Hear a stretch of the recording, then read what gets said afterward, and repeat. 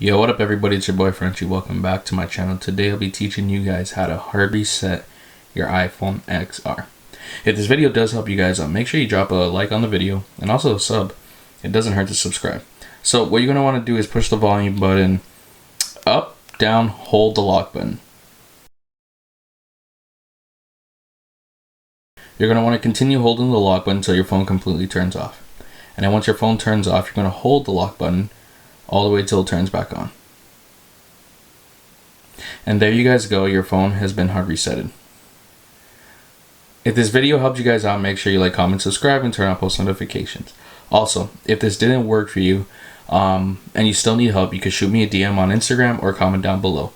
Also, if you need any other assistance for iPhones, I have a playlist that you could check out to see if any of those videos will help you out.